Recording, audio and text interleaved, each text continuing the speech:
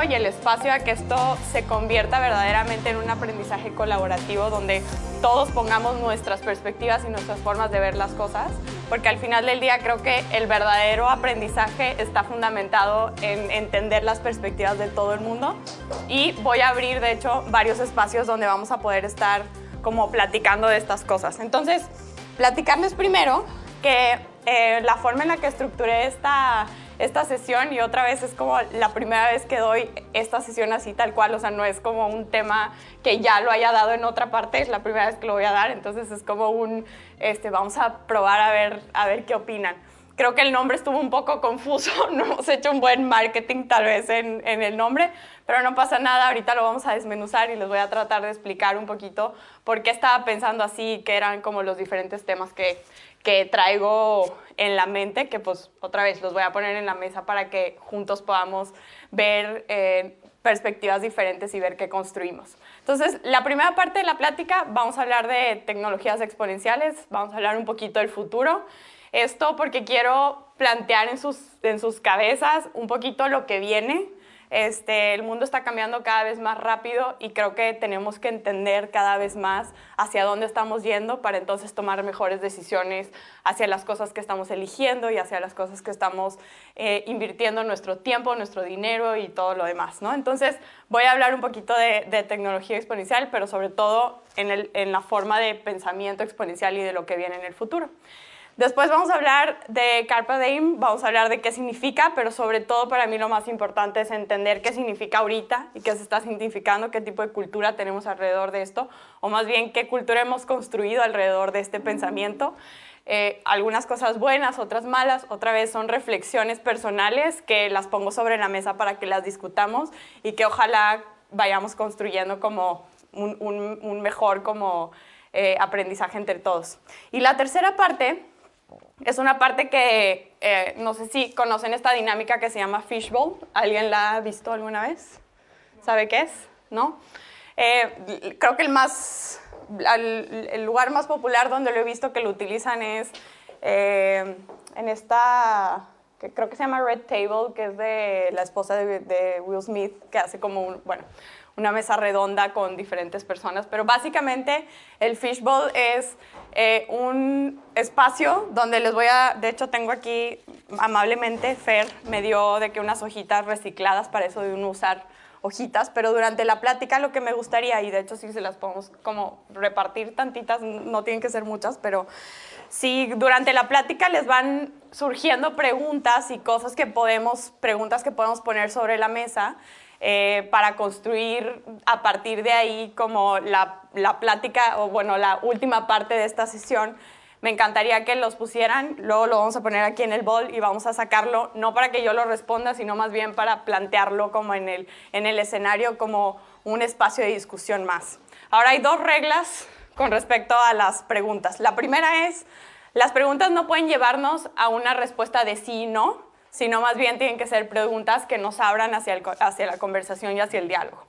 Y la segunda es, lo que les decía hace un principio, no pretendan que yo la voy a responder, o sea, no son preguntas de dudas de, Andrea, es que, ¿qué te referías con tal cosa? O sea, no, esa no es, yo me voy a quedar al final si es que hay dudas o lo que sea, sino más bien es, otra vez, para ponerlo como sobre la mesa y que podamos como cuestionarnos y preguntarnos estas cosas juntos. ¿Alguna duda? ¿Estás aquí? ¿No? Muy bien. Entonces empecemos. Bienvenidos a la famosa era exponencial. Ay, ya estoy haciendo caer todo. Ok. No, está bien. Es que está como un poco atrás. No, está bien. Don't worry. Thank you. Ok. Para entrar como al tema de tecnologías exponenciales y un poco del pensamiento exponencial, tenemos que entender realmente de dónde empieza todo esto y cómo surge. A mí me gusta explicarlo un poquito con referencia al tiempo y voy a tratar de hacerles como un recorrido a todo lo que ha sido como el espacio en el que como seres humanos hemos formado parte del planeta. Entonces, llevamos más o menos 2 millones de años en el planeta. Eso es más o menos el tiempo en el que el ser humano, bueno, comprobado o que hay como muestras de que llevamos en esta Tierra durante casi 2 millones de años. El 99% de ese tiempo lo hemos vivido en un periodo como de nómadas, en un periodo de las cavernas, donde íbamos moviéndonos de lugar en lugar buscando alimentos, donde constantemente estábamos moviéndonos, estábamos escapando también de cierta forma, porque habían como todos estos animales que nos acechaban de cierta forma y esa era como un poco la estructura. Por 99% de toda la historia de nosotros como seres humanos vivimos así, tal cual. Después entramos a un 1% de nuestro tiempo en el que más o menos nos las pasamos viviendo más en la era de la agricultura. Ya empezamos a entender como seres humanos que podíamos plantar plantas y vegetales y frutas y que podíamos nosotros mismos empezar a tener estos espacios donde tener nuestros alimentos. Durante la época de la agricultura también el fuego juega un rol súper elemental en entender cómo podemos cocinar también todas estas cosas que estábamos empezando a plantear. Entonces, 1% de toda nuestra historia ya es como gran cambio que es la agricultura y lo que entra a ser la agricultura dentro de nuestro tiempo. Luego, en la era de la máquina, que es el 0.01% de toda nuestra historia, entramos al mundo de las máquinas donde todo empieza a volverse como más industrializado, empiezan a haber nuevas estructuras como la estructura de la educación, como todos estos nuevos sistemas que requeríamos para que esta nueva era sea lo que fue y la potencia que fue. Entonces, se pueden dar cuenta cómo fuimos acortando el tiempo en el que hubieron ciertos factores en los que se detonaban cambios súper importantes en la forma en la que funcionaba nuestra estructura como seres humanos, ¿no? Y ahora estamos en el 0.015%, que es ahorita la era digital, en la que estamos ahorita, en la que, bueno, ya todo está en una forma no materializada, estamos entrando en una época en la que tecnologías se democratizan en cuestiones de años, lo que antes no se veía, la adopción de la tecnología cada vez es más rápida, entonces estamos viendo cambios a estructuras mucho más rápidas y mucho más tecnologías que antes se soñaban como súper disruptivas y que se iban a tardar mucho en entrar en el mercado, ahora cada vez están entrando más rápido, ¿no? Entonces estamos en este periodo ahorita digital, pero es solo el inicio de cómo esta era exponencial a la que vamos a entrar, en la que aún más rápido y aún más frecuentemente vamos a entrar a diferentes cambios y a diferentes modelos. Entonces, ¿cuál es la cosa? Que en cada uno de estos periodos hemos tenido cosas buenas y cosas malas que hemos sacado en cada uno de ellos. Entonces, por ejemplo, en la era de agricultura, que ahorita la hablamos, pues entre las cosas buenas, pues hablamos de nutrición, otra vez con el fuego pudimos entender un poquito lo que pasaban con los vegetales, cómo mataban las bacterias y todas estas cosas, y la nutrición empieza a ser como un factor interesante. Se han encontrado libros y piezas de arte y todas estas cuestiones desde estas épocas, los sistemas de riego, bueno, y mucho más. Pero entre las cosas malas, también estos asentamientos nos hacían tener más enfermedades, empezaron a crear imperios de poder también, donde se estaban formando como estos espacios. Empieza la Inquisición y empieza también todas estas clases sociales que empiezan a haber entre como los grupos de personas, ¿no? Entramos a la época de las máquinas y bueno, otra vez, entre cosas buenas, entra como estos primeros indicios de la tecnología, entra la educación, la democracia como un sistema social de cómo nos vamos manejando, la ciencia, la libertad, ya no éramos esclavos, bueno, había como ciertos inicios de la libertad. Pero también entre las cosas malas pues empiezan cosas como la pobreza, ya se empieza a poner como un espacio dentro de estas clases sociales, las guerras, los genocidios, bueno, el nacionalismo, conflicto, empiezan a haber todos los conflictos de clases. No sé si llegan a ver, me voy más para atrás. Así que si no va a estar cañón. Ok. Y entonces en la era en la que estamos ahorita, también, ¿no? La era digital nos trae una facilidad de acceso a muchísimas cosas, una educación mucho más democratizada, en abundancia de contenido para todos. abundancia en general de contenido, de acceso, una globalización que es tan marcada y nombrada ahorita, muchísima rapidez para las cosas, tenemos las cosas ahí en un instante, están a nuestro alcance absolutamente todo. Y también tenemos un montón de cosas malas, temas de privacidad, que están empezando de hecho a ser como un gran tema ahorita, temas de ciber lo que quieran, ciberacoso, ciberterrorismo, ciber lo que ustedes le quieran agregar ahí. Y bueno, la famosa Dark Web y lo que ha creado este monstruo del Dark Web, que es un mecanismo más a través del cual todas estas cosas malas suceden en el mundo virtual, ¿no? Donde se intercambian todas estas diferentes cosas, ¿no? Y creo que todavía, y le puse puntos suspensivos, creo que todavía hay muchas cosas que no hemos logrado entender, que son malas de esta era. Entonces estamos como en ese proceso de entender cuáles son y qué estamos haciendo. Entonces, básicamente lo que empieza a pasar es, bueno, cómo ha ido transcurriéndose este tiempo, cómo han ido cambiando estas diferentes facetas, pero también cómo hemos ido entendiendo cada una de estas facetas entre un grupo que estaba en una era y un grupo que no estaba en esta era. Entonces, básicamente aquí lo que quiero que se den cuenta es, si una persona que estaba en la época de la agricultura, más o menos, se murió en esa época, pero se levantara en el 1700, más o menos, que es la época antes de que empezara la época de las máquinas, que son como 10.000 años de diferencia entre cuando murió y cuando lo hicimos levantarse. Creo que se levantaría, estaría sorprendido de lo que encontrara, tal vez casas de diferentes formas, un poco de cosas distintas en la arquitectura, un poco distintas en las cosas que haríamos, pero lo sorprendería, pero no sería algo completamente como irreal y entendería un poco cómo funcionaría el mundo. Si nos vamos más adelante, entramos ya en los años 1900, que son cuando ya estábamos en la era de las máquinas, y en los años 1800, pues también 80 años de diferencia, pues no había tanta diferencia, la gente probablemente pues estaría sorprendidos con algunas cosas, pero entenderían un poco en sí cómo funcionaría, en sí cómo funciona el sistema. 80 años de diferencia, pues había sí varias diferencias, pero todavía la gente entendería qué onda. Ahora, si nos vamos más bien a una persona que falleció cerca de los 1800, como todos estos que son ídolos, y me fui claramente por una temática de la música, pero por todos estos que fueron ídolos de los años 70, de los años 60, que fueron gente que todos conocemos y que los hemos visto en muchas partes, otra vez murieron cerca de los años 1800. Si los levantáramos hoy en día, los años 1800 ahorita, ¿qué creen que pensarían? Shock total. Sería un shock total completamente. De los años 1800 ahorita, 39 años después, ha habido un cambio radical en la forma en que compramos, convivimos, socializamos, absolutamente lo que sea que se les pueda ocurrir. ¿Por qué?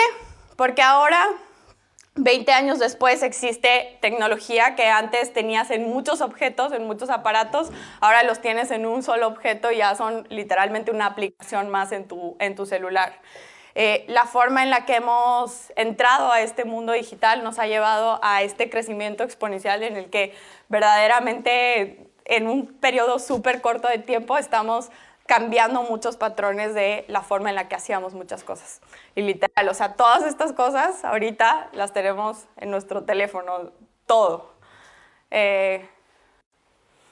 Entonces, parte de lo que también estas tecnologías han hecho es que han transformado completamente industrias que eran muy sistemáticas dentro de nuestras estructuras, como pueden ser las librerías o la forma en la que buscábamos conocimiento o los clasificados y la forma en la que buscábamos información, la forma en que comprábamos o que teníamos llamadas a larga distancia. O sea, muchos de estos cambios han entrado a completamente cambiar el sistema y la forma en la que se monetiza ese sistema, la forma en la que la conducta en que realizamos ese diferente sistema. Entonces, realmente hemos entrado en una era en la que estamos cambiando y modificando muchas de las formas en las que estructuramos.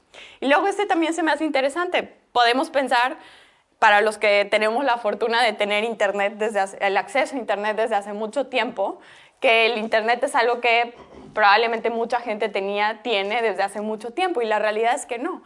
En el 2005, traten de recordar qué estaban haciendo en el 2005, pero en el 2005 solo 16% del planeta tenía acceso a internet, 16% del planeta.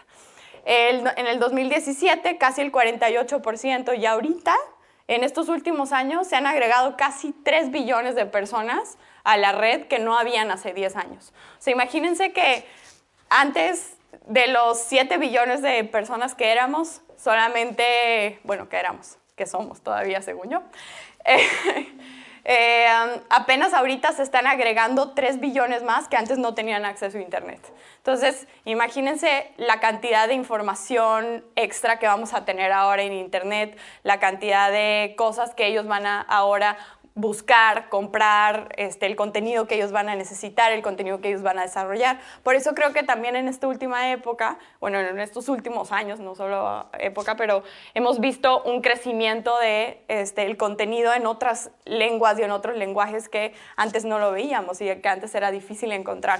Yo trabajo con comunidades indígenas y hace 8 años, cuando empezamos, no había casi nada en internet sobre las lenguas o sobre todos estos temas. Ahorita ya encuentras diccionarios, encuentras muchas poemas y muchos libros y muchas cosas traducidas, pero que incluso están en el lenguaje. Entonces, hay una diversidad de lo que vamos a empezar a encontrar en internet bastante interesante, y esto tiene que ver con este crecimiento exponencial a esta tecnología.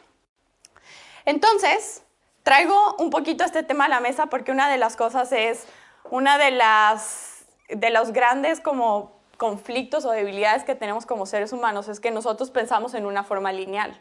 Y eso es, por naturaleza. Los días duran 24 horas, el día siguiente dura 24 horas, o sea, linealmente esa es la forma en la que estamos estructurados y en la estructura en la que vivimos. Entonces nos cuesta un poco entender realmente qué significa este crecimiento exponencial y cómo lo predices y cómo lo entiendes. Entonces, nada más para dejar como súper claro, si nosotros damos 30 pasos de 1 metro, vamos a decir que somos una persona que hace, ¿cuántos metros avanzo? 30 metros. Muy claro, pensamiento lineal, 30 pasos, 30 metros, así de claro. Si doy 30 pasos exponenciales, ¿cuántos metros creen que doy? Vamos a suponer que un paso es 1 metro, ¿verdad? ¿Cuánto creen que sea el número? 30 pasos exponenciales.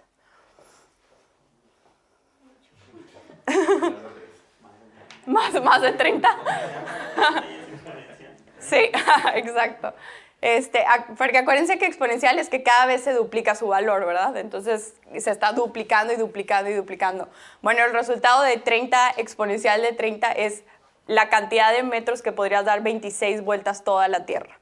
O sea, es una cantidad extremadamente distinta a 30 metros. Pero no es tipo 1000, o sea, es muchísimo más. Entonces, es bien difícil entender realmente qué significa estas curvas exponenciales. Entonces, muchas veces en el tiempo estamos pensando nosotros que las tecnologías o que todas estas cosas nuevas que entendemos, pues las tratamos de ver el crecimiento pensando en este tipo de pensamiento, sin entender que ellos se comportan de una forma completamente distinta. Entonces, vamos a estar accediendo a esas tecnologías mucho más rápido, vamos a estar absorbiéndolas como parte de nuestra cultura mucho más rápido de lo que pensábamos. Y hay un gran proceso una gran oportunidad también en aprender a visualizar todas estas tecnologías y todos estos cambios previo a lo que mucha otra gente le puede visualizar, porque ahí están las oportunidades también de negocios o de diferentes cosas, ¿verdad?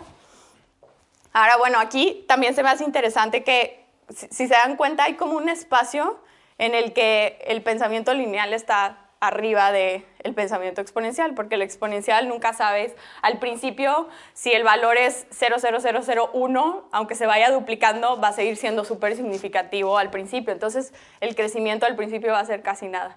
Este espacio entre lo lineal y lo exponencial es lo que le llaman como la decepción, como el pensamiento de decepción, porque tú estás pensando por qué esta tecnología no está creciendo, qué onda, debería estar aquí, qué está pasando, pero en realidad no es que no está avanzando, es que no está todavía en el espacio donde realmente va a empezar a crecer exponencialmente. Entonces, si están en este espacio, no se desesperen, nada más sepan que el timing correcto también va a llegar y está ahí. Y entonces les traigo este ejemplo que se me hace súper interesante, que tiene que ver con los celulares, porque creo que somos la generación, la mayoría todos, de la generación en que vimos esta adaptación del celular muy rápidamente. O sea, nos tocó tal vez ver desde, pues no sé, cuando no nos querían dar celular nuestros papás, desde estos celulares gigantes, y nos tocó como un poquito ver justo como esta curva. Pero este estudio lo hizo McKinsey para AT&T en 1985, y básicamente AT&T le decía, bueno, dime, en 15 años, de aquí al 2000, ¿cuánto crees tú, cuánto estimas que va a ser la adopción del teléfono, del celular, para yo poder ver más o menos cuánto es? Pues la proyección a 15 años, McKinsey dijo que iba a ser casi 900,000 suscriptores, más o menos es lo que ellos predecían, y la realidad fue 109 millones de suscriptores. O sea, se equivocaron por casi 120%, 120x, ¿no? O sea, hubo verdaderamente como o sea, no estaba ni cerca, y justamente habla de este pensamiento. Si estás pensando de una forma lineal, entonces 900 se te va a hacer un chorro. Pero si piensas en una forma exponencial, entonces 100,000 ya no se te hace tanto, ¿no? 100 millones, perdón. Entonces, bueno, uno de los factores más importantes cuando hablamos de estas tecnologías es que es completamente disruptivo, y es justo como la última parte de lo que quiero hablar de esto, porque disruptivo es esta parte que hace que se rompan completamente los sistemas actuales en los que estamos. No son tecnologías simplemente que nos hacen un upgrade, sino que cambian completamente el sistema del que forman parte. Y lo hemos visto muchísimo con Uber, con un chorro de tecnologías que antes decíamos, no, pues yo subirme al carro de un extraño, pues nunca. Pero cambian completamente el sistema, y entonces las reglas del juego cambian, porque ya estás viendo eso como lo normal ahora, ¿no? Entonces, disruptivo es cambios culturales o de consumo o de comportamiento en un periodo súper corto de tiempo. Y ahorita vamos a hablar de por qué esto tiene sentido también con lo otro.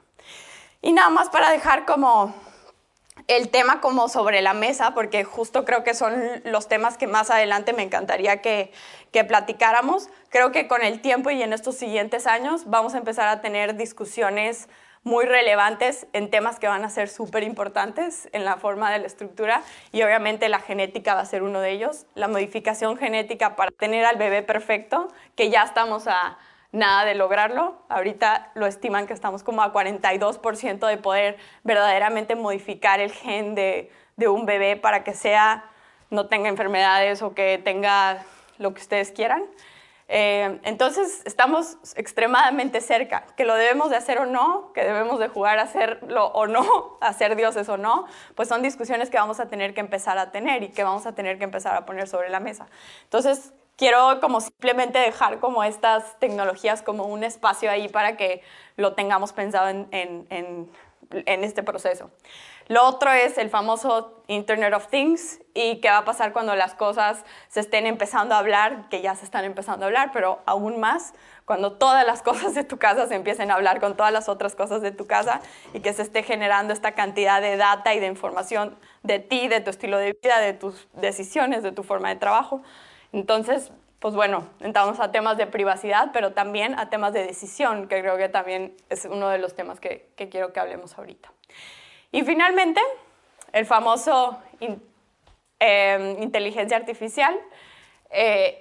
Obviamente no hemos llegado a él, implican muchísimas cosas más y es un tema más en el que podríamos pasarnos una hora más hablando, pero solamente quiero que lo tengamos en la mente, porque si para nosotros mismos está siendo súper complejo entender nuestros propios propósitos y nuestras propias visiones de cómo vivir la vida y de cómo no hemos resuelto, creo que nuestras propias realidades, pues menos vamos a poder lograr que una inteligencia artificial sea realmente buena, porque eso es lo que queremos, que sea buena, porque ese es el miedo que tenemos, que pasa así, pues bueno, termina siendo Terminator o algo así, donde no es lo que queremos. Pero para hacer eso, entonces tenemos que enseñarle a ser un ser humano con todos los factores que necesitamos, y eso es parte de lo difícil, de lo retador de este proceso, ¿no? Entonces, pues la pregunta final es, ¿cómo vamos a vivir en como carpe diem de cómo vamos a aprovechar nuestro día a día si, dada esta realidad que va a cambiar tan constantemente, que está tan constantemente en un cambio estructuralmente hablando, tan diferente y tan variado en periodos de tiempo muy cortos, ¿no? Entonces, esa es como la última parte de esto. ¿Alguna pregunta hasta aquí? ¿Algo que quieran agregar? ¿No? Bueno. Otra vez, tal vez estos temas se van a ver ahorita como súper separados, pero ahorita los vamos a ir hilando unos por unos para que entiendan. Para mí lo importante de este primer tema era como que los saque de como el contexto de cómo pueden entender el mundo como hasta ahorita, y que verdaderamente lo visualicemos en, ok, van a pasar todos estos otros cambios, entonces fuera de entender solamente en el presente, en el futuro también cómo podemos tener una estructura que nos funcione, que funcione en cualquier tipo de estructura. Entonces, ¿alguien sabe qué significa? Bueno, ya les dije, bueno, Carpe Diem, pero bueno, viene en realidad de un poema de un escritor que se llama Horacio. Este es el poema completo, pero a mí la parte que me gusta son solamente las 3 últimas líneas. Dice, mientras hablamos, huye el tiempo envidioso, vive este día, que eso es el Carpe Diem literal, captúralo y no te fíes del incierto mañana. Literalmente creo que habla de las cosas más importantes, que es, bueno, sí, cómo aprovechamos el día, pero también entender nuestra mortalidad como algo importante para este proceso. O sea, eventualmente esa mortalidad también nos va a llegar, porque todos al final del día estamos en este mismo como tren que nos lleva a eventualmente vamos a dejar de estar aquí. Entonces, esa mortalidad también, cómo nos hace aprovechar cada uno de los días que estamos aquí. Entonces, digo, claramente es como uno de los tatuajes, yo creo que más tatuados que existe, tipo en todo el planeta. Mucha gente lo hace, muchos artistas se han tatuado esto, porque para cada quien tiene como significados diferentes, y eso es lo que vamos a tratar como de resumir ahorita. Pero muchos también han escuchado este término, o la primera vez que han escuchado sobre Carpe Diem es a través de esta película que se llama Dead Poem Society. ¿Sí? ¿Sí lo dije bien o no? Bueno, y les traigo como solo la partecita donde les explica a sus alumnos este término, y pues digo, lo voy a poner para que...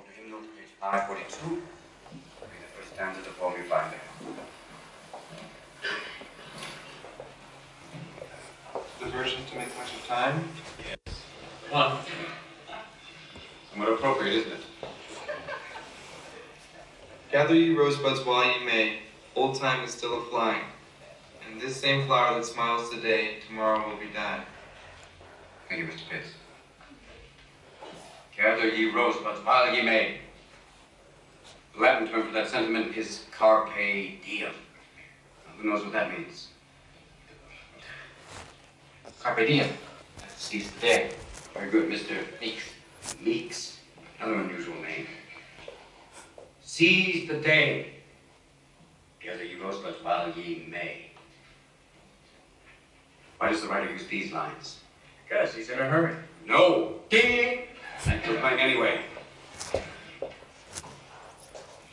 Because we are food for worms, lads. Because believe it or not, each and every one of us in this room is one day going to stop breathing, turn cold, and die. I'd like you to step forward over here and peruse some of the faces from the past. You've walked past them many times, but I don't think you really looked at them.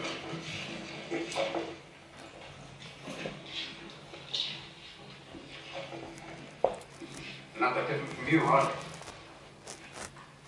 Same haircuts, full of hormones, just like you. Invincible, just like you feel. The world is their oyster. They believe they're destined for great things, just like many of you. Their eyes are full of hope, just like you. Did they wait till it was too late to make from their lives even one iota of what they were capable? Because you see, gentlemen, these boys are now fertilizing daffodils. If you listen real close, you can hear them whisper their legacy to you. Go on, lean in. Listen. You hear it?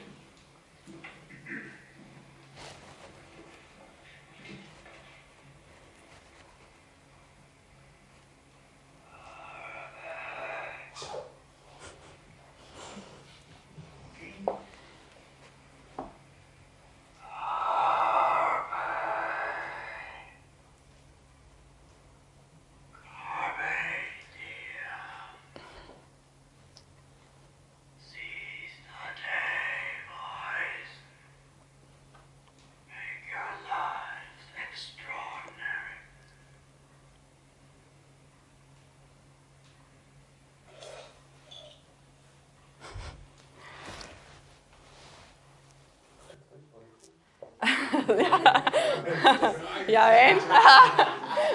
Todo lo planeamos. Me encanta porque creo que toca como todos los puntos importantes, como, bueno, esta parte de mortalidad que es súper importante, la parte del legado, de, bueno, ¿habrán ellos hecho lo que querían hacer de sus vidas hasta el final de los días? Y esta parte también como de transferir, creo que es súper importante, lo que hacemos hoy y lo que vamos a dejar para como todas estas futuras generaciones. Y entonces, este es un término que también lo hemos visto ahora en la cultura y conforme hemos avanzado con el tiempo, lo hemos ido integrando y se han ido entregando y las marcas y todo en la mercadotecnia también ya lo hemos utilizado como algo que diariamente lo escuchamos. Y estoy segura que han escuchado, y este es el primer comercial que hicieron, pero en realidad han hecho muchísimos después de esto. Entonces,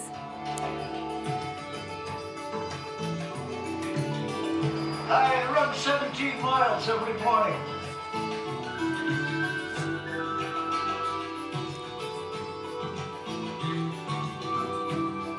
People ask me how I keep my teeth from chattering in the wintertime. I leave them in my locker.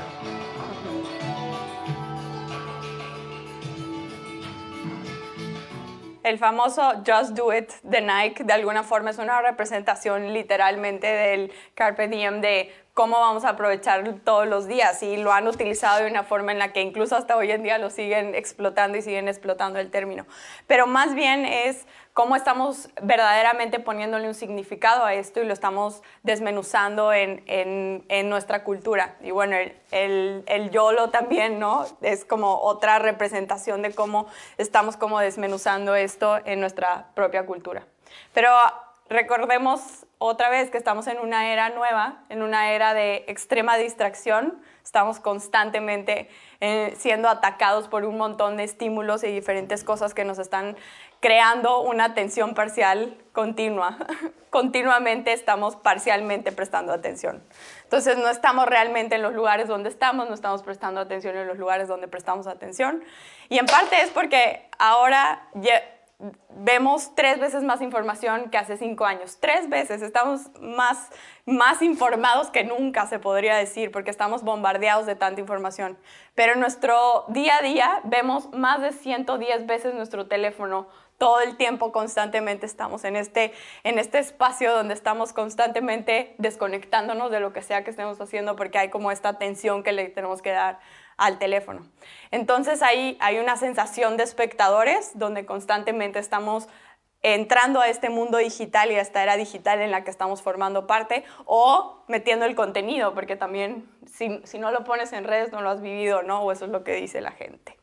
Pero verdaderamente al final del día también vivimos en esta cultura del consumo, que también ha hecho que todos estos diferentes ideologías de forma de vivir también se hayan transformado ahora en formas de consumir, y qué cosas estamos consumiendo y qué cosas estamos decidiendo consumir. Entonces, pues, ¿qué es? qué significa esto en nuestra era o cómo lo estamos desmenuzando en nuestra era. Y les traigo algunas como diferentes traducciones de cómo hemos ido traduciendo este tema en diferentes, digamos que palabras y en diferentes acciones que hemos tomado durante este proceso para entender o tratar de vivir este tema en el día a día. Y me encanta este framework, lo hizo Roman, está rarísimo su nombre, él tiene un libro, tiene muchos libros buenísimos, tiene una TED Talk que habla de empatía, que está muy buena, pero él creó este framework de cómo desmenuzar el Carpe Diem en nuestra era actual. Y me voy a usar, aunque él llamo diferente su última, hay cosas que pienso diferente a él, pero voy a usar una base de su estructura de framework para platicarles cómo pienso en esto. Entonces, lo primero es, ¿qué pasa cuando vemos Carpe Diem? Pensamos en oportunidades, ¿no? Pensamos en esas oportunidades que tengo que aprovechar, en esas oportunidades que el día me trae y que debería de aprovechar al máximo. Entonces, oportunidades, en realidad, tres cuartas veces que el Times hace referencia a Carpe Diem, en realidad se refiere a oportunidades. Es como la forma en la que más nos hemos referido a este término, a entender este término. Pero oportunidad, la palabra oportunidad, de hecho, viene también del latín, y en realidad significaba barco al puerto. O sea, significaba esta como brisa que se acercaba a los barcos para llevarlos al puerto. Entonces, de alguna forma sí podemos visualizar la oportunidad como estas brisas de como empuje que nos lleva a estos como espacios de oportunidad y de crecimiento y de cambio. Entonces, si vemos el Carpe Diem como una oportunidad, podemos entender entonces el Just Do It ahora como el Just Buy It. Ahorita las oportunidades que más hemos estado cazando y en la cultura en la que estamos es la cultura de las ofertas y la cultura de la compra. Y nos han hecho entender que el aprovechar el día significa el aprovechar la oferta.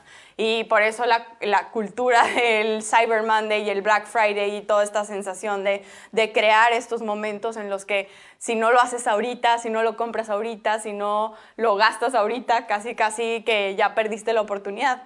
Y más en una era digital en la que con un clic ya estamos pudiendo accesar a cualquier compra en cualquier parte del mundo. Y ahora con las cosas de China y la cantidad de acceso que hay y que te llega literalmente desde allá, creo que en 3 días ya puede estar aquí, ¿no? Entonces, verdaderamente, ¿cómo podemos entender esto? Y me encanta, este es un experimento, el Coin Experiment es un experimento que lo hicieron en Estados Unidos, donde básicamente hacen como una relación entre el placer y el riesgo, entre perder y ganar. Los seres humanos odiamos perder 2 veces más que ganar. O sea, verdaderamente odiamos perder. Y básicamente el experimento se trataba de que al principio le decían a un grupo de personas, bueno, si ganas, no te doy nada, pero si pierdes, pierdes $100. Y pues muchos decían, pues no le voy a entrar, ¿verdad? Y luego si le aumentabas 100 y 100, si pierdes te doy 100 y si ganas te quito 100, tampoco mucha gente le entra, igual 150, y solamente hasta que sea realmente el doble o el triple de lo que voy a perder, realmente me voy a animar y me voy a arriesgar a hacerlo. Y si esto lo llevamos a nuestra estructura de pensamiento, si cualquier oportunidad llega a sus vidas de un nuevo trabajo para irse a trabajar a Berlín o a Japón o a donde ustedes quieran, tendemos a ser personas que pensamos constantemente en todas las cosas negativas y todo lo que vamos a perder para cumplir esa oportunidad en vez de todo lo que vamos a ganar. Nuestro cerebro está programado para el menos riesgo posible. Y pues sí, si nos regresamos a las épocas de las cavernas, pues ese es el tipo de cerebro que teníamos que tener. Para no correr peligro, para seguir vivos, teníamos que tener un cerebro que corriera de cualquier cosa que hiciera riesgo. Pero hoy en día, pues es una cosa que podríamos en realidad modificar en nuestro cerebro para hacerle entender que en realidad, pues las aventuras también pueden ser oportunidades y que en realidad deberíamos de visualizar también todas esas cosas que ganaríamos. Entonces, cuando hablamos de oportunidades, son definitivamente todas esas nuevas aventuras que podemos tomar y que deberíamos de tomar. y todos esos nuevos aprendizajes que también están. Y verdaderamente en todo, tratar de entender todo lo que vivimos día a día como una aventura o como una posible aprendizaje. Y entonces, algunas de las preguntas que me surgen con todo esto, ahorita estamos en esta era, de consumo, estamos en esta era de este tipo de problemáticas cuando pensamos en oportunidades, pero cuando entremos en una era exponencial, ¿qué va a pasar realmente? ¿Nos vamos a volver más conscientes? De las oportunidades que tenemos para elegir, nos vamos a volver, o cómo realmente estas eras exponenciales van a detonar el hecho de las oportunidades. La segunda forma que podemos ver esto es con estar presente. Y tiene que ver con genuinamente esta cuestión de estar en el momento en el que estás para verdaderamente recibir la cantidad de información que está frente a ti. Y hace 100 años este término o como interpretación del Carpe Diem no existía. O sea, en realidad eran muy pocas personas las que entendían el Carpe Diem como la presencia, como el estar presente. Y uno de los factores que ha hecho que ahora sea tan relevante es el famoso boom de todo lo que es mindfulness y el que ahora nos hacen entender que tenemos que estar como en nuestro zen y en nuestro momento y tenemos que estar en el presente. Y todo este crecimiento de todas estas nuevas tecnologías han hecho just do it en tu just breathe, ¿no? Como el ya, simplemente el hecho de que medites en la mañana ya es que vas a estar presente en todo el día. Pero la realidad es que estamos un poco lejos de eso. Hemos simplificado todo lo que hay detrás de verdaderamente meditar, que implican muchas más cosas, y todo lo que está detrás de estar presente en un par de aplicaciones que tenemos en nuestro teléfono, que probablemente en realidad las vemos 10 minutos al día, si es que ya tenemos el hábito, si no cuando nos acordamos o cuando estamos verdaderamente estresados. Y aquí me encantó, no sé si conocen a este monje, también un chorro de pláticas de TED, tiene muchísimo contenido, pero me encantó que él, en una parte cuando le preguntaron sobre la meditación, un monje que tú pensarías, bueno, él practica muchísima la meditación budista, y creo que tal vez aquí hay que hacer como esta diferenciación entre la meditación comercial, que podemos ver muchas veces, y la meditación budista, que también incluye como esta parte de meditación, pero tiene una gran parte también de trabajo moral, por decirlo así, acompañado junto con la meditación. No solamente meditar para no estresarme, pero verdaderamente la meditación como una herramienta más para ser una mejor persona. Entonces, cuando le preguntaron a él sobre la meditación, decía, bueno, es que, pues según tengo entendido, sí pueden haber francotiradores que sean mindfulness, ¿no? O sea, que estén, al final del día su trabajo también es estar presente, estar conectados con el momento, tienen que estar sin estrés. Entonces, realmente el mindfulness no significa que vas a hacer, bueno, es un tipo de mindfulness sin morales, ¿no? Que sin esta parte de trabajo moral que también tienes que hacer. Y que sea bueno para ti no necesariamente significa que te va a hacer bueno, ¿no? Que te va a hacer una persona buena.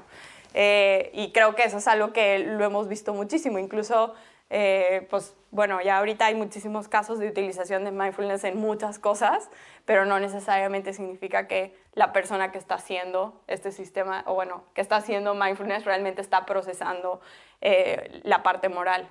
Y la parte moral, sobre todo en el mindfulness budista, tiene que ver mucho con estas dos palabras, empatía y compasión. Y para verdaderamente tener empatía con alguien y verdaderamente sentir compasión, hay que estar presentes en ese momento, hay que tener la capacidad de escucharlos y de verdaderamente ponerse en los pies de la otra persona.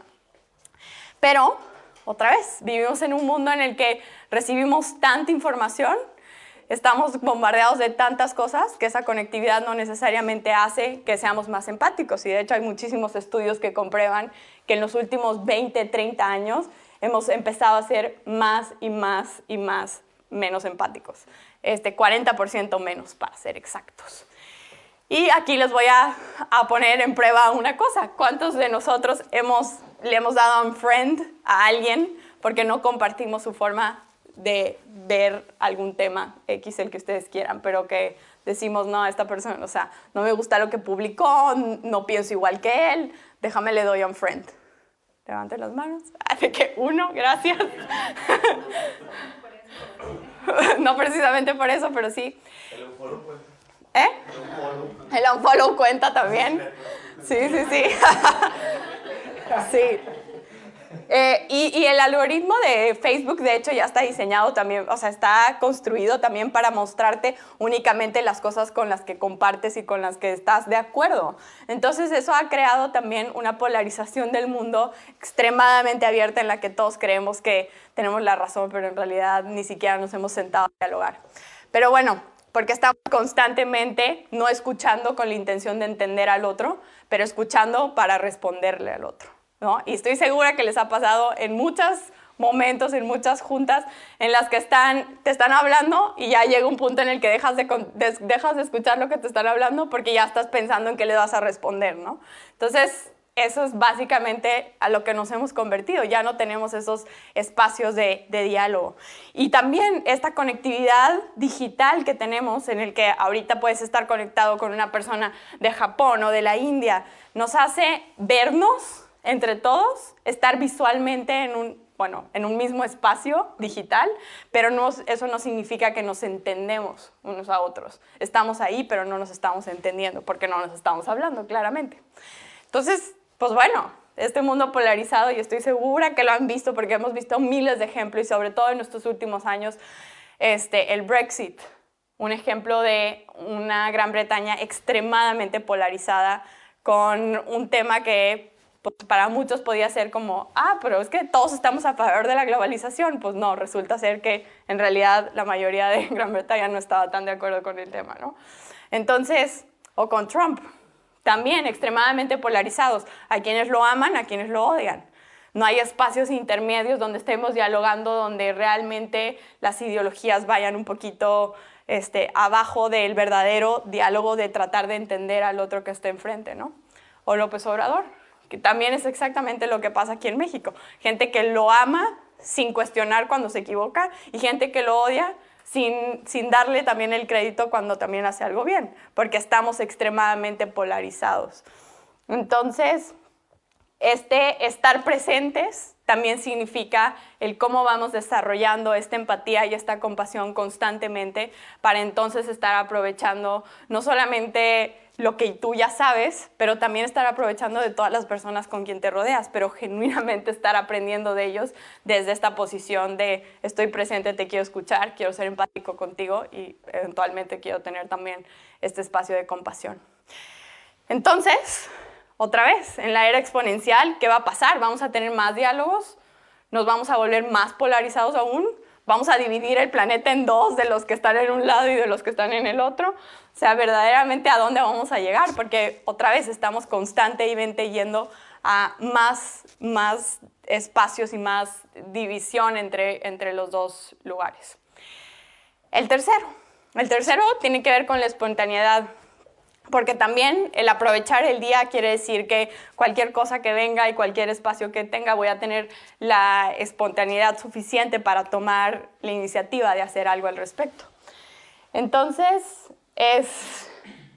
la espontaneidad se ha vuelto algo como, en vez del just do it, just plan it, ¿no? Nos hemos vuelto extremadamente buenos en planear nuestro día a día, extremadamente buenos.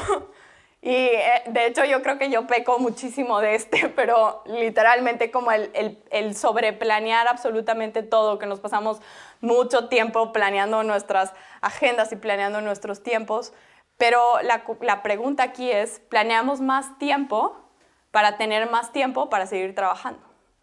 Entonces constantemente estamos tratando de ser más productivos y más eficientes, pero para meter más trabajo. Y en realidad esto viene también, bueno, creo que ahorita, les digo que yo peco de esto. Y eso que le quité un par de tabs a pero bueno. Porque sí, otra vez hay como esta cantidad gigante de herramientas. Este es el Full Focus Planning, no sé si lo conocen, de Michael Hyatt. Es buenísimo, de que dando propaganda aquí para que planeen, pero todos estos planes y todas estas estructuras y herramientas que nos hacen prepararnos más que nos hacen ser más productivos y más eficientes, pero la pregunta es, en realidad, ¿en qué estamos utilizando ese tiempo extra? ¿En qué lo deberíamos estar utilizando? ¿Cómo estamos utilizando eso? Y hemos perdido gran parte de esta espontaneidad por estas dos razones. Una, por leyes. Con el tiempo se han ido creando como más leyes en los que pues, se empiezan a prohibir los carnavales o como todas estas cosas, sobre todo de la época medieval a este entonces se han prohibido muchas cosas, se han creado muchas leyes. Y por la era de las máquinas, al final, les decía ahorita, por las leyes, porque antes había como todos estos espacios como de convivencia espontánea en la que pasaba en las ciudades y estas fiestas gigantes que pasaban en los pueblos que han empezado a dejar de pasar por todas estas leyes. Y la segunda es por la era de las máquinas, por el famoso reloj de entrada.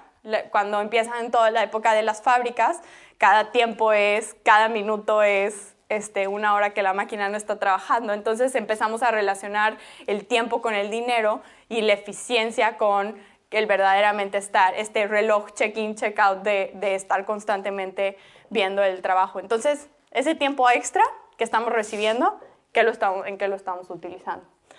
Y de hecho, justo hace como 2 días la vi en internet.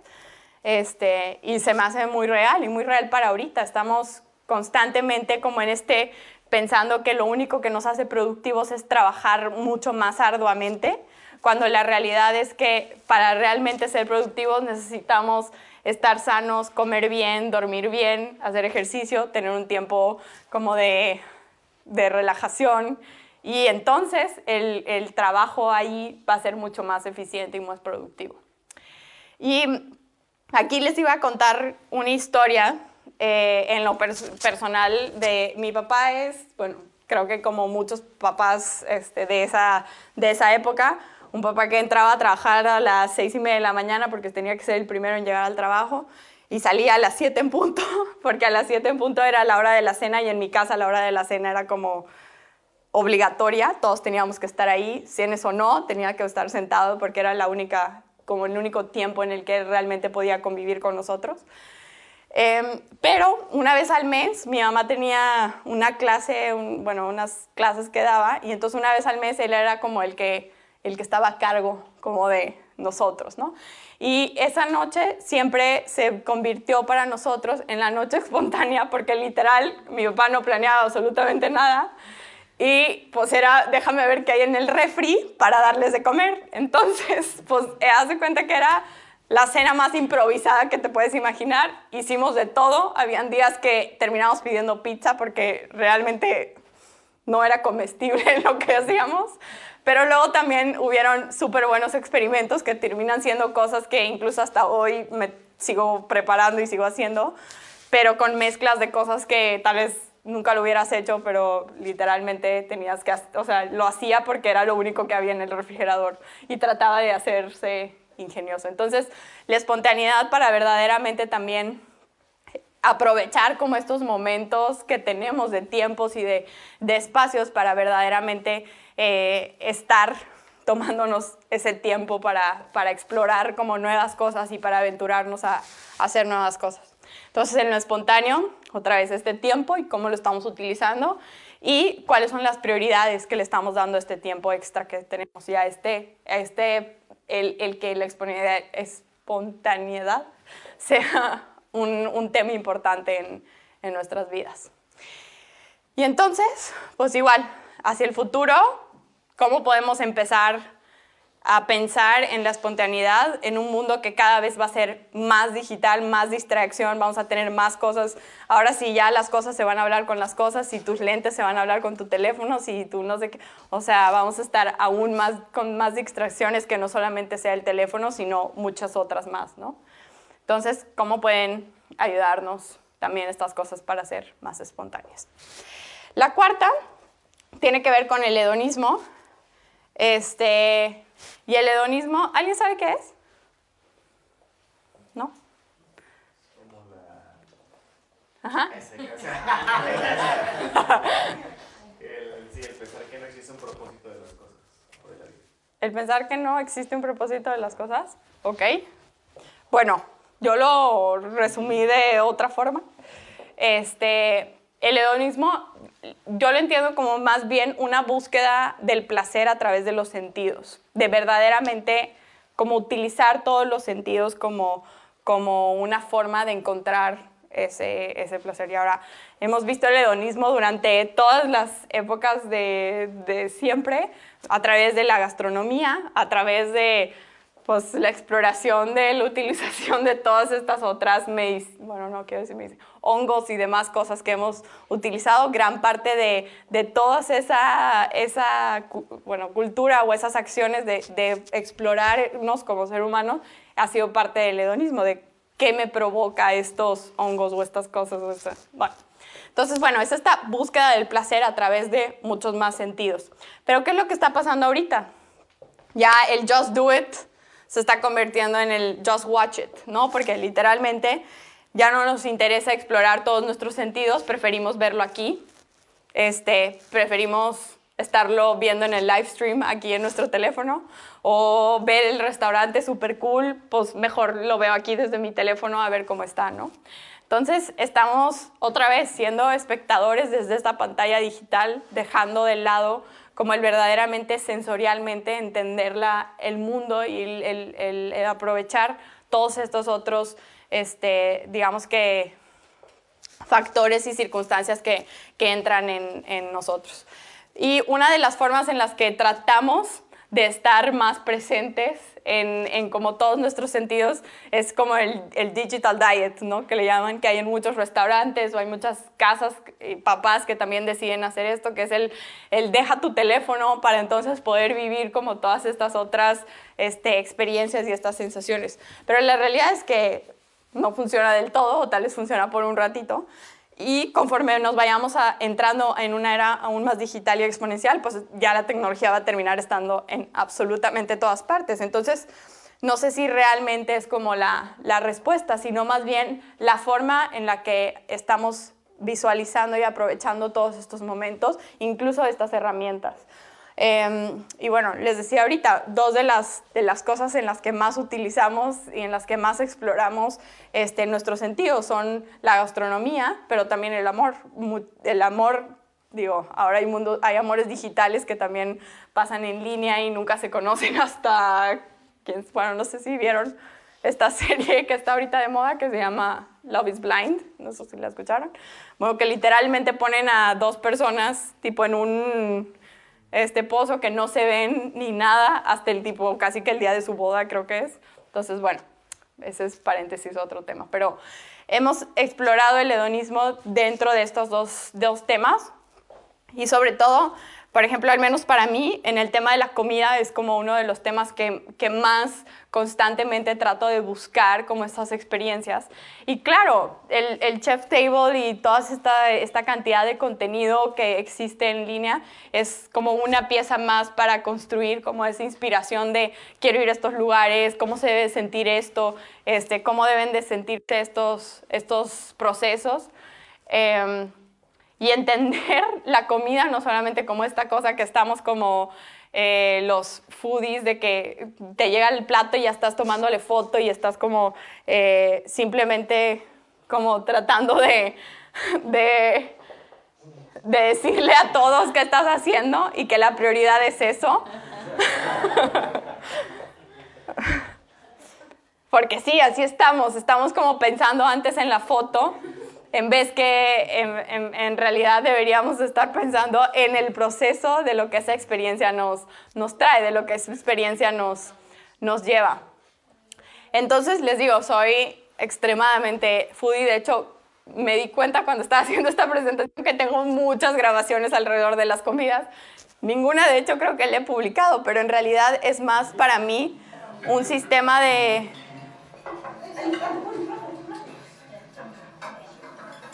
un espacio para recordar todos esos momentos en que estoy en la relación con la comida y que me regresen estos videos y estas cosas a a esos momentos para vivirlos otra vez, pero no necesariamente porque quiero que todo el mundo vea mi delicioso plato de comida o mi café o lo que sea. Entonces creo que el hedonismo tiene que ver otra vez con realmente qué tanto estamos explorando todas estas cosas y qué tanto nos estamos llevando estos estímulos y estos recuerdos. Y cuando hablo de recuerdos, estoy seguro que lo han vivido cuando comen algo que les recuerda algo que hacía su abuelita, o no solamente el sabor de la comida, sino el olor, y los regresa a muchas otras cosas. Pero realmente en una vida tan acelerada como en la que vivimos, ¿cuántos espacios de pausa nos estamos dando para ya sea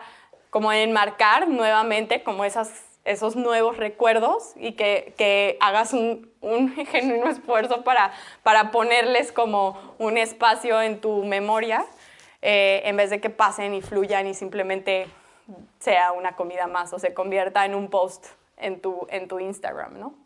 Entonces, ¿qué medios vamos a tener para explorar todos estos sentimientos y estos nuevos sentidos? Y aquí, de hecho, les platico también de una tecnología nueva que están tratando de desarrollar para desarrollar el sentido a larga distancia, el tacto a larga distancia.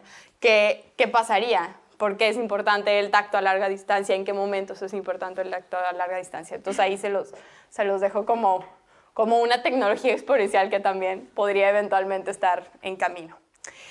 Y el último tiene que ver con lo colectivo. Y con lo colectivo porque verdaderamente también el aprovechar el día tiene que ver con también las circunstancias en las que estamos y las circunstancias con las que queremos estar presentes. Y muchos de estos movimientos colectivos masivos traen estos otros 4 factores, traen el estar presente, traen el estar en el momento adecuado, traen todos estos diferentes carpe diems, pero juntos, que convierten como lo individual a lo colectivamente que pasa cuando todos juntos estamos buscando como aprovechar o tomar ese día. Entonces, imagínense que es una unión verdadera de como activismo colectivo de aprovechar la oportunidad hacia los diferentes temas que creemos que son relevantes. Y creo que lo han visto, creo que en los últimos 10 años han habido 37 marchas masivas de más de 1 millón de personas alrededor del mundo, en temas súper distintos, en países súper distintos, en países desde India, Líbano, Chile, Venezuela, Estados Unidos, y yo soy boliviana, entonces tenía que traer la última revolución boliviana con todo lo que pasó con Evo, y eso jamás lo hubiéramos pensado que hubiera existido en mi país, pero creo que colectivamente es justamente cómo vamos a aprovechar el día y el momento que está pasando para atacar un tema que es relevante para todos, que nos hace estar presentes a todos y que nos hace verdaderamente quitarnos como estas imágenes de identidad o de lo que sea que podamos tener, porque queremos estar presente con esta causa que es mucho más grande que mi poder individual. Entonces, justo, lo colectivo tiene que partir de un ser, de un individuo que esté en esta sensación de querer estar presente y de querer aprovechar el día, pero también el colectivo es un poder bastante fuerte, ¿no? Y otra vez tengo que tal vez regresar a Bolivia y a lo que pasó, o sea, lo que pasó porque fue un poder colectivo verdaderamente, digamos que encontrando un espacio donde hablar y pidiendo algo en conjunto que pues muchos querían, ¿no? Entonces, pues bueno, en el futuro también, cómo estos movimientos colectivos van a afectarse, van a causar, qué van a hacer, cómo van a funcionar, y las tecnologías también cómo van a detonar el hecho de este tipo de movimientos, lo van a hacer mucho más, el mismo Twitter, el mismo Facebook, el mismo Instagram, todas estas herramientas han hecho que estas marchas masivas sean posibles, ¿no? Para comunicarnos y para ponernos de acuerdo y demás.